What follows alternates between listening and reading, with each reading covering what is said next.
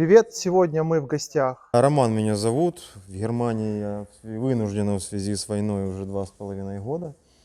Ну и на сегодняшний день это стартап, это начинаем строить фудтраки в Германию. Первый пилотный вот построен уже за нашей спиной. Есть как бы положительные отзывы и запросы от немецкого рынка, поэтому думаю, что попали в точку. Ну, у меня есть ряд вопросов, я начну потихоньку их задавать. А как ты пришел именно к тому, что это будут фудтраки в такой вот стране, как Германия? Ну, история это на самом деле длинная. Это опыта в общепите у меня 16 лет. Приехав в Германию, я предварительно понимал уже, чем буду заниматься. То есть я занимался оборудованием. Это БУ оборудование, новое оборудование, выкуп, продажа, импорт, экспорт. Ну и у меня здесь появились как бы партнеры. Это украинцы, которые начали открывать общепиты. Я им начал комплектовать локации. Это разные локации: кафе, бары, рестораны, производство полуфабрикатов замороженных, да. И вот один из моих клиентов заказал у меня фудтрак маленький, дешевенький под продажу замороженных полуфабрикатов. В итоге я его сделал, этот фудтрак, а у них что-то не сложилось, и они мне сказали, что мы его забирать у тебя не будем. Я его начал продавать, соответственно, продавать на немецком рынке и увидел как бы количество запросов. Начал мониторить, соответственно, почем они продаются, как они продаются. И увидел множество недостатков у изделий, которые есть вот в среднем ценовом категории на рынке Германии. Ну, поэтому я решил усовершенствовать Да, это обычно и спрашивают, сделать. как вот Джоб-центр помогал ли в открытии бизнеса или ставил какие-то палки, свои условия. Вообще, как происходило вот взаимодействие со службами, амтами в Германии?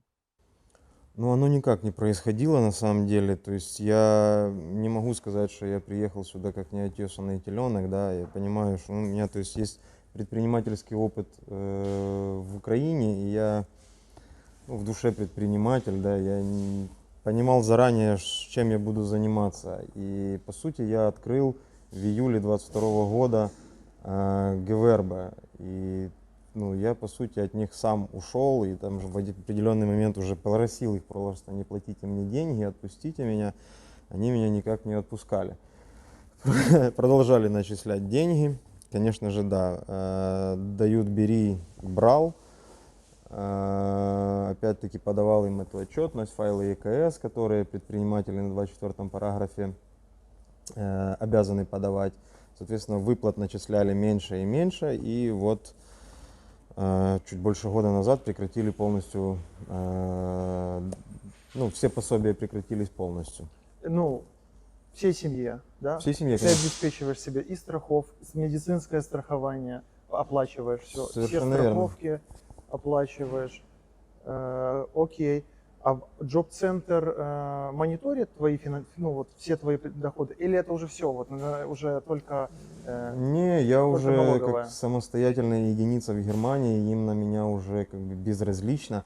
Единственное, что это они почему-то одумались и в январе 24 года что-то там посчитали, пересчитали и сказали мне, что я зарабатывал много денег в 23 году, и все, что они давали, я обязан сейчас вернуть.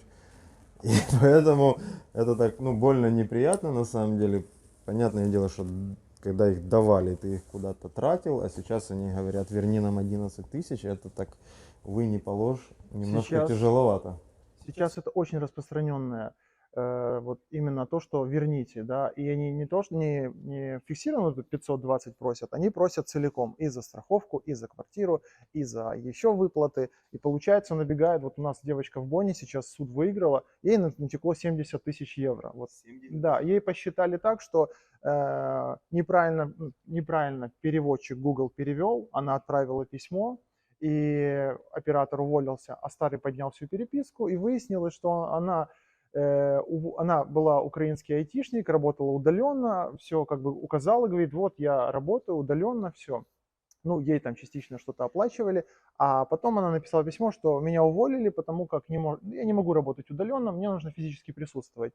Но она написала это оператору, и начались выплаты, а тот оператор прочитал и, ну, неправильно протрактовал. То есть он прочитал, что я увольняюсь, чтобы получать пособие, да, а она, ну, как переводил Google, то есть она задумывала, что, к сожалению, меня уволили, и я вынуждена перейти на пособие. И оператор там открыл дело и начал расследование. Ну, в конце подключились украинское общество, ей помогли, и все сейчас у нее хорошо. В общем, сняли все с нее вот эти вот взыскания, и все, в общем, нормально. А что Job Center предлагал ли интеграционные курсы, может быть? Джоб-центр ничего не предлагал вообще. То есть я когда открыл ГВРБ, получил этот ГВРБ Anmeldung бумажку, я, конечно же, обязан был их уведомить о том, что я открыл ГВРБ. То есть я... Тогда еще была неразбериха, на самом деле, был очень большой наплыв украинцев, им было не до того, да, там еще многие сюда ехали, а тут уже украинцы предпринимательство открывают, они еще сами не знали, как действовать. Я этот Гевербан Мельтум забросил просто им в почтовый ящик, и был такой случай, что меня позвали нашу всю семью на термин, якобы узнавать, провести с нами собеседование, узнавать, кто мы по специальности, что мы хотим, языковые курсы нам предлагать. Я ему говорю, что я уже как бы предприниматель работаю, и они были там в ступоре, потому что они не успевали эти бумажки обрабатывать. У меня нету никаких на них обид, что они мне чего-то не предлагали. На самом деле я у них ничего и не просил, просто вот показал им ГВРБ Anmeldung, дальше просто получал от них письма: покажите свои доходы, покажите свои расходы, докажите свои доходы, докажите свои расходы. Ну, так вот мы и закончили с ними плавно наше сотрудничество. А как немецкий сейчас? Ну, есть желание его учить, понимать? Это же этот рынок, тут это страна. Язык, ну язык, нет, я его не учу, на самом деле у меня не хватает времени и усидчивости, я прекрасно понимаю, что надо, если бы был язык, я бы шагнул на 3 шага уже вперед, но усидчивости, 2 детей, ну, не хватает, надо как бы работать. Немецкого хватает на том уровне, что если человек хочет у меня что-то купить или хочет мне что-то продать, то он поймет. Вот так это работает. Ну Ну, и как бы переводчик, да, Google переводчик, какие-то обычные фразы, которые в моей деятельности уже присутствуют, они уже заучены, поэтому как бы, ну, получается. То есть, ну вот, например, с арендодателем этого склада тоже общаюсь вживую. Когда мы встречаемся, у нас бывают заминки, мы друг друга не понимаем, но как бы в итоге с помощью там WhatsApp, переписок мы разруливаем все наши вопросы. ну, на перспективу ты бы хотел бы знать этот язык. На перспективу нет, ну конечно, если этим, в любом случае знание языков, оно никогда не лишнее, пусть да, английский, немецкий, испанский, еще какой-то, конечно же, оно никогда не мешает. Просто возраст такой уже там, ну, 35 лет, на самом деле до войны ни в чем не нуждался, и даже там, если ехал куда-то, да, там, ну, если это была рабочая поездка в Европу, например, там мог спокойно взять себе переводчика.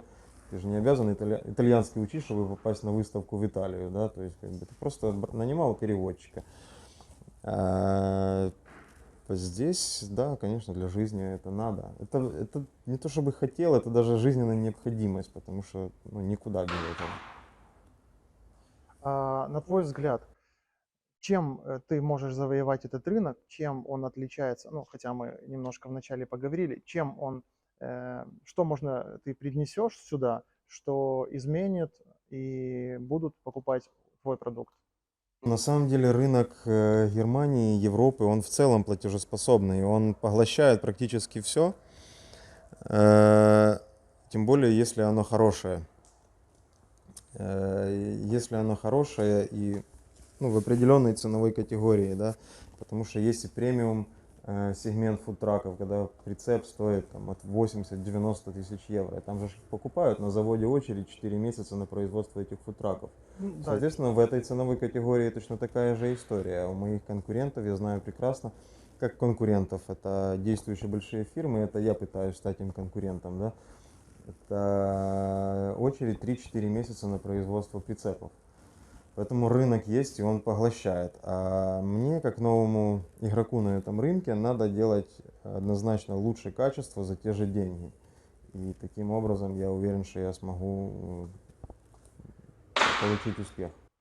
Я так, ну, и насколько я понимаю, есть большой опыт ну, работы, да, на кухне, и есть большие, ну, контакты по Европе оборудования. То есть ты прекрасно понимаешь, что человеку надо, который будет ну, изготовлять там бургеры, картошка, да, и еще какое-то такое небольшое меню. То есть ты прекрасно понимаешь, какое оборудование ему поставить. То есть к тому, что вот как конструктор можно обратиться к тебе и собрать как конструктор здесь, и чтобы лишнего не переплачивать. Э, Ну, можно и кухню, да, там, профессиональную кухню для любого кафе таким образом собрать, можно и фудтрак собрать. И в фудтрак можно засунуть, на самом деле, любую кухню, любой процесс. Ну, площадь единственное, что может не хватать, если там очень большой запрос, да, там полевая какая-то кухня на 1500 человек, то это только методом масштабирования, увеличивания количеством прицепов. А так в целом можно засунуть в фудтрак все что угодно, продумать и засунуть. Ну, я так понимаю, после этого ролика будут больше украинцы, ну, контакты мы оставим, будут больше украинцы обращаться, потому как, ну, на самом деле, ну, фудтрак эта тема здесь, ну, через один. Здесь каждый день какой-то праздник. Не здесь, поедем там в Дюссельдорф, не в Дюссельдорфе, так во Франкфурте. То есть можно локации, ну, праздник здесь каждый день. И есть большие фестивали, маленькие. Да, ну это да, но суть в том, что фудтрак это он закрывает очень много потребностей у людей. Это, во-первых, это мобильность. Второе, это ликвидность, потому что это транспортное средство, ты его можешь в любое время куда-то перевести, да, или вплоть до того, что у тебя закрылся бизнес, ты просто поставил на парковку и продаешь.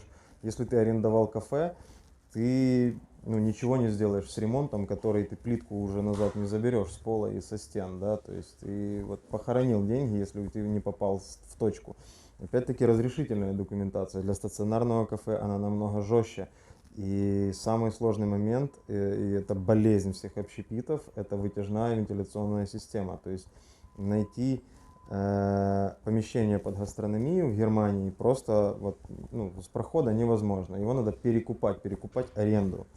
Арендуя фудтрак или беря фудтрак, ты закрываешь этот момент, да, потому что установка физической вытяжки в стационарном помещении, это может колебаться от 7 до 50 тысяч евро, это сама система, плюс до полугода по документам. Вопрос еще технического характера. Здесь такая есть штука, как TÜV. TÜV – это такая штука, которая вот все они проверяют вообще. И не пройти его, ну, ты не можешь существовать. Насколько здесь вообще, что здесь может пройти TÜV? Что здесь может не пройти TÜV? Ну, сам прицеп, как транспортное средство, должен проходить техосмотр раз в 2 года, так как это новый прицеп, ему техосмотр не надо, он просто регистрируется в Цуласунге и клеится табличка, что следующий ТÜV через 2 года. По ТЮФу здесь еще газовая установка, на нее делается техосмотр, я должен установить сертифицированный техник и ну, на свою работу дать заключение, что он это установил, и газовая система каждые 2 года должна проходить ТЮФ. В целом, так как прицеп оборудован, да, то есть у него было с завода вес нетто. После того, как мы вмонтировали все оборудование, там декорации и все остальное, интерьер, то нужно пройти еще раз техосмотр, чтобы зафиксировать новый вес нетто. На этом, в принципе, все. Дальше как бы прицеп может передвигаться и работать. Но остаются, конечно же, моменты, это Gesundheitsamt, это санэпидемстанция по-нашему, да, она в любое... Здравоохранение. Да, то есть в процессе работы они могут прийти с предупреждением или без предупреждения и посмотреть, как у вас все устроено, да, там хранение продуктов, Но мойка. это уже на Система. точку, не Это здесь. уже на точку, Это конечно, уже да. покупателя Это вопросы. уже на рабочее Ну, место. это проще. То есть, получается, TÜV только по газу проходишь и раз в 2 года как физический прицеп. Ты закрыл его, подъехал, ты TÜV-мен прошел, просмотрел, поставил там ну, и окей. То есть, по сути, две службы, которые будут проверять его. Совершенно верно. Но это не так сложно. Ну, санэпидемстанция, да, это понятно. Сколько вы хотели бы продавать фудтраков в месяц? Сколько вы готовы вот сейчас обработать фудтраков и продать в месяц? Ну, наш склад пока не оборудован как производство. Есть Этот цикл нужно запустить, потому что сам прицеп, коробка, он производится от месяца до полтора. Плюс неделю занимает это поиск машины, доставку его, да. Не секрет, что они производятся в Польше. Как бы я определился, выбрал завод, с которым работаю. Они сделали все по моему заказу и качественно, поэтому, ну, вот такие сроки производства. То есть этот процесс, этот цикл нужно запустить. Таким образом, чтобы стояли, например, готовые коробки пустые, да, и под клиента их делать. То есть таких коробок надо там, например, 12 иметь постоянно в запасе.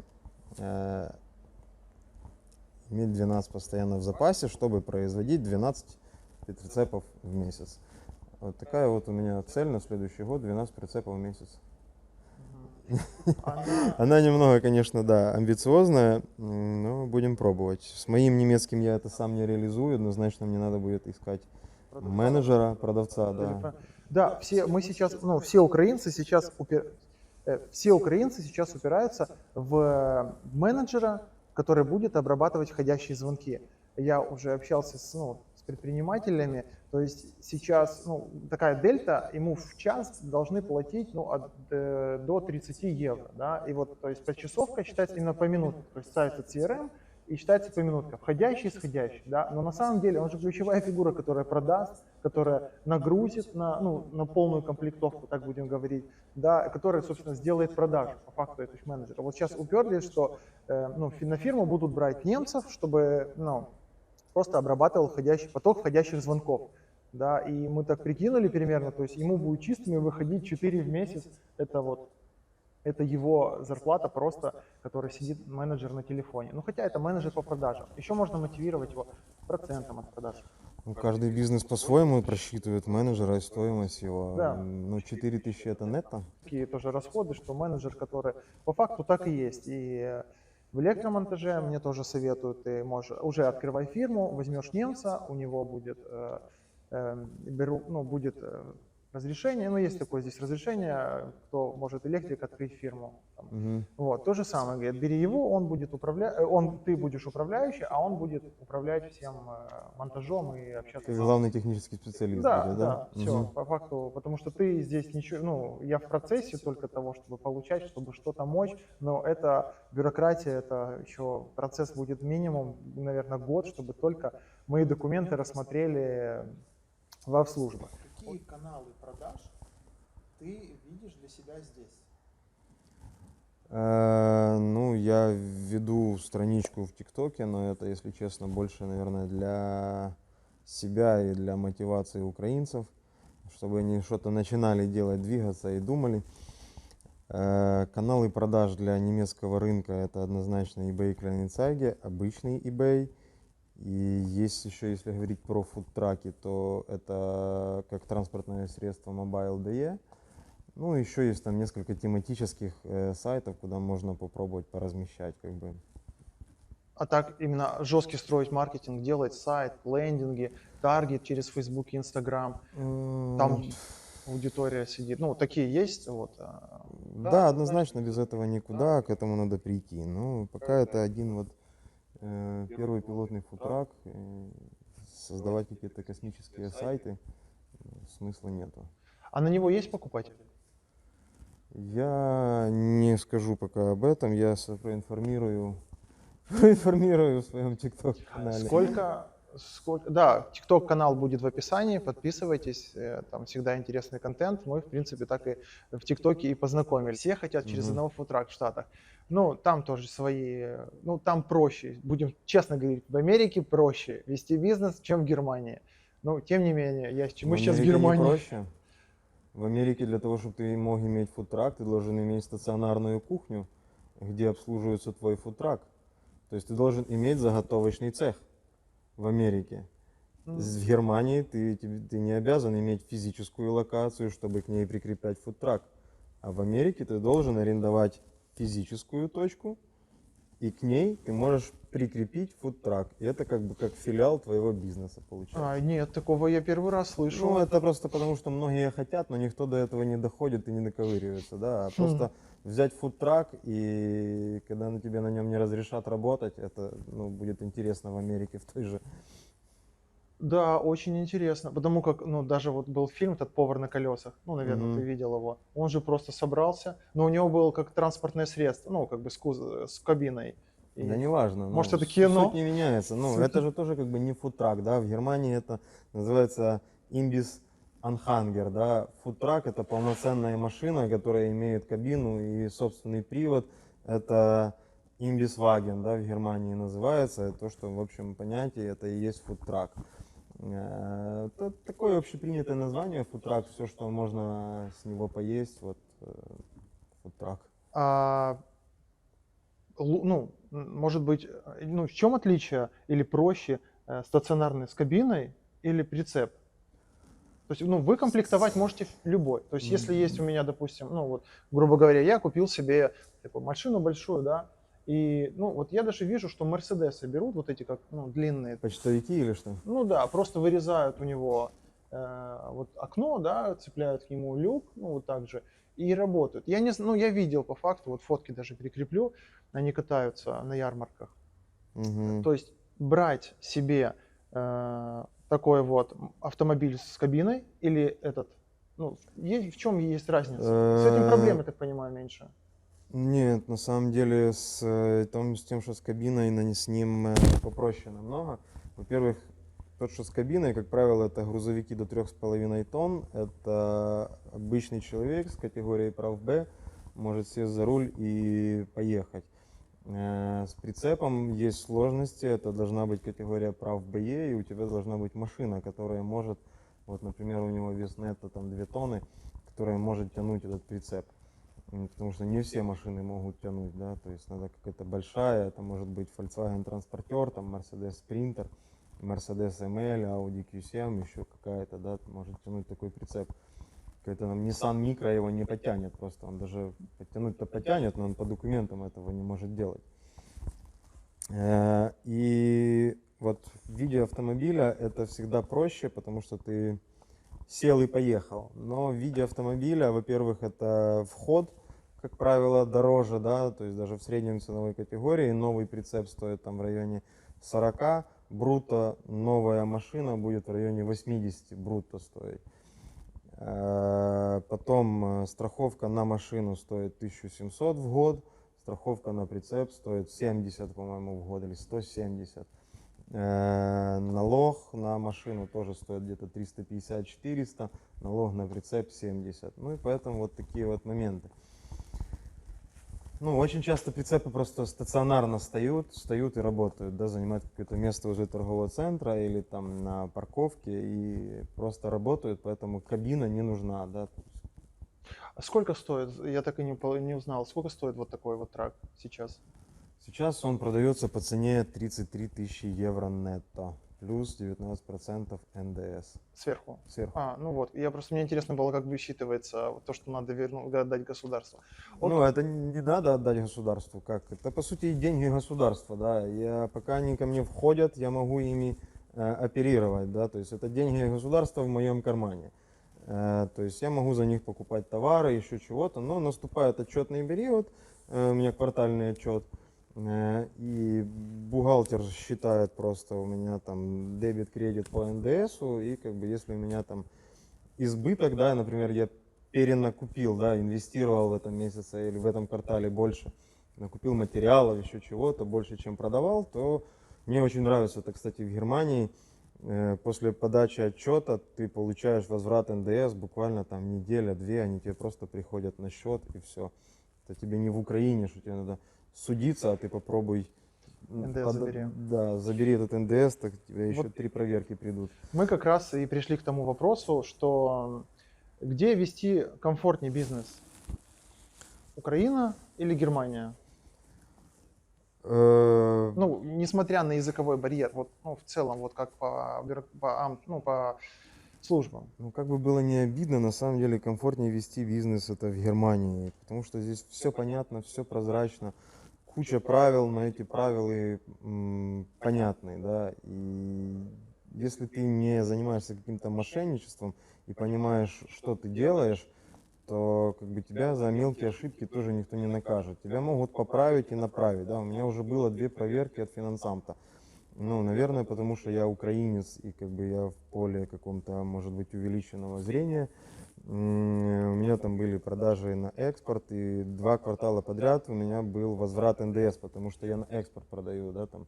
Я в Чехию, например, много продал на экспорт в каком-то квартале, и мне надо было от Германии получить 3000 евро нетто, да, возврат денег, НДС, а ко мне пришла проверка, ну и спросили, ну все окей, я предоставил все документы, все доказательства, и проверка закончилась. Вторая точно так же легко прошла.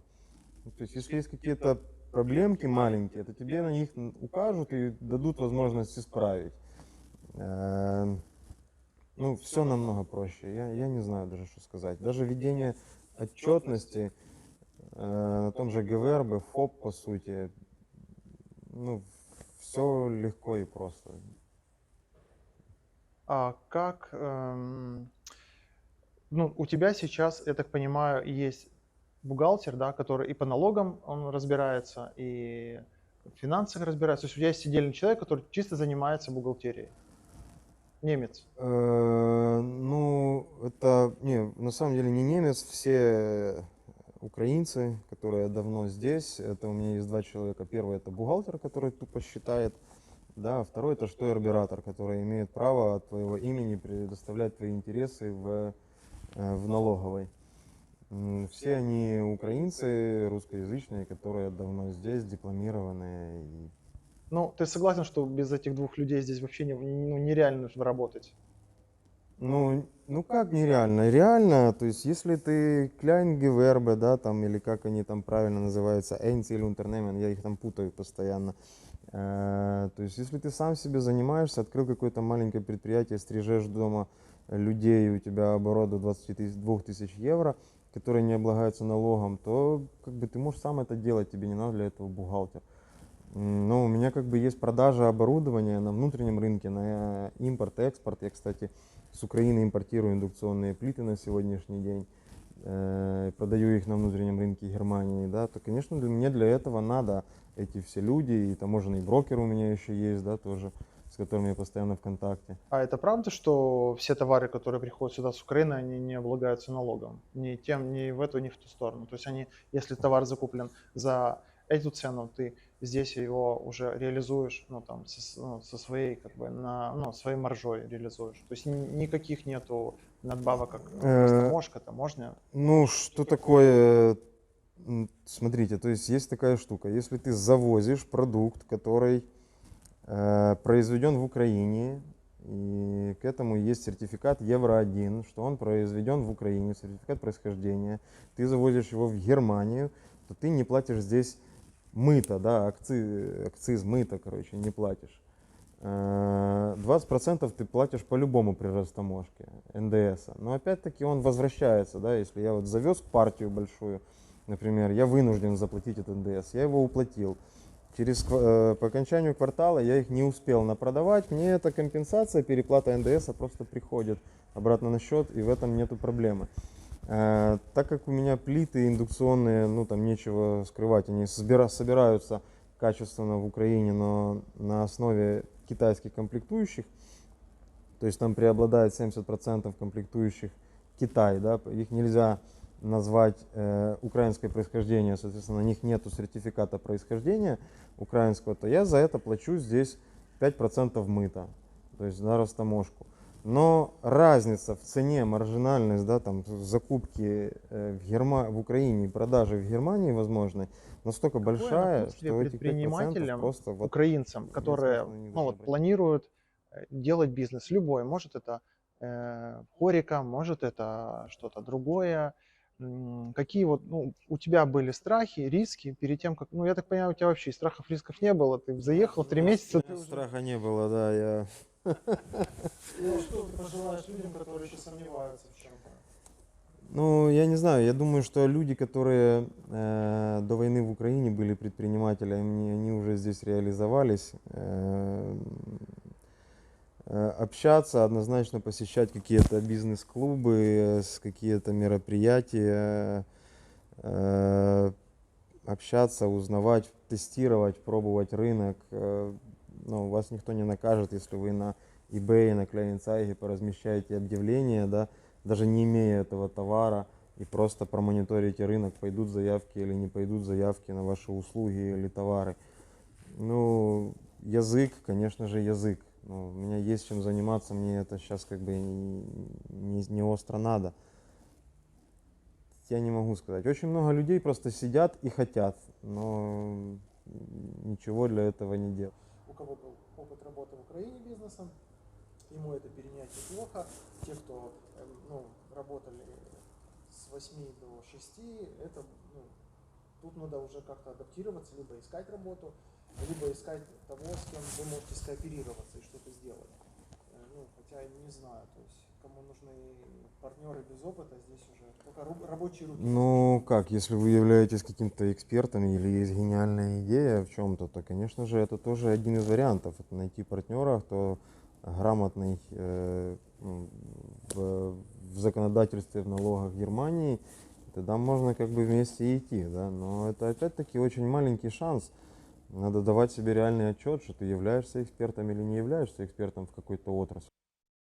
Но на самом деле открытие бизнеса, работы, это уже будет основанием, чтобы уже тебе дали визу, и ты мог дальше продолжать здесь находиться и работать. То есть это большое основание для того, чтобы, во-первых, тебя видят, ты показал себя, и нет у них никакой цели, тебе проще ВНЖ дать и потом продлевать, да, чем избавиться от такого человека, который реализовался, сделал бизнес. Ну, им гораздо сложнее потерять тебя, чем человека, который сидит на пособии. Тут Не знаю, система очень сильная, очень жесткая, она не делает выводов, она вот и все идут, и ты идешь. И поэтому очень сложно. Это закончится война. Ну окей, я на самом деле на это вообще не рассчитываю, просто вот живем сейчас в Германии, сейчас есть ГВРБ, но я точно так же открываю сейчас ГМБХ и буду переводить максимально деятельность на ГМБХ, чтобы это было юридическое лицо Германии, да, и тогда как бы оно не будет привязано к моему физическому лицу. Ну, закончится война, ну окей, не разрешите здесь жить, я поеду там жить в Украину, да, вернусь жить в Украину, я как бы не отказываюсь от этого, я люблю Украину. Но у меня останется действующее юридическое лицо в Германии, и как бы оно сможет работать. Да, это действительно так. Это супер, что есть такая возможность наравне с немцами получить абсолютно те же привилегии, которые получают и немцы. То есть в этом мы можем реализовывать. Ну, там тоже не все просто, тоже как бы мы не можем наравне с немцами реализовываться, надо быть честными. Во-первых, я, например, фирму открываю уже 1,5 года, и мне пообещали, что я на следующей неделе только налоговый номер получу. Я счет в банке открывал 3 месяца для этой фирмы. И вот такие вот постоянные какие-то цепочки, да. Но это связано что-то из Украины?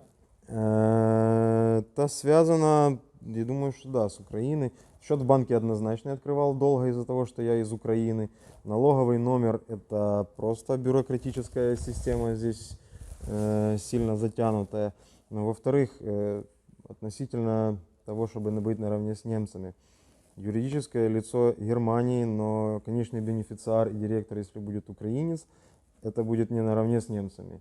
Ты не получишь никакого финансирования от Германии, ты не получишь, ну ничего, у тебя не будет этих привилегий. У тебя просто вот будет рынок, да, на котором двигаются все, у тебя есть возможность двигаться, но каких-то поощрений, плюшек ты не получишь. Ты не получишь, пока ты не возьмешь в учредители либо немцев в состав учредителей, либо у тебя директор не будет немец, либо ты не возьмешь еще хотя бы несколько немцев на работу, граждан Германии, да.